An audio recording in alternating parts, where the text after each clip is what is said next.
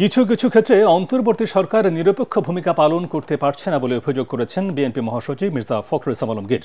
অন্তর্বর্তী সরকার নিরপেক্ষভাবে দায়িত্ব পালন করতে না পারলে নির্বাচনকালীন নিরপেক্ষ সরকারের দরকার হতে পারে বলে মন্তব্য করেছেন তিনি।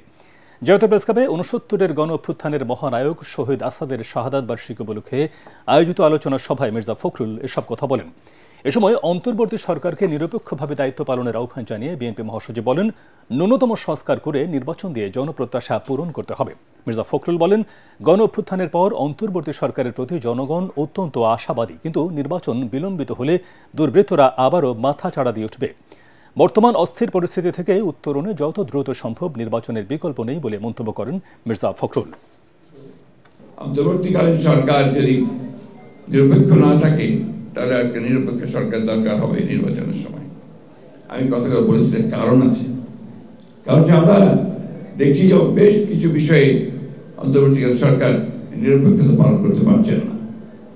আমি তাই অনুরোধ করব, আমি প্রত্যাশা করব যে আমরা আশা করি যে অন্তর্বর্তীকালীন সরকার তারা সেই নিরপেক্ষতা পালন করবেন এবং দেশে যে সংকট আছে সেই সংকট থেকে দেশকে মুক্ত করবার জন্য তারা কাজ করবেন। ন্যূনতম যে সংস্কার হচ্ছে নির্বাচন কেন্দ্রিক, সেই সংস্কারগুলো করেই আমাদের দ্রুত নির্বাচনের পথে যাওয়া উচিত।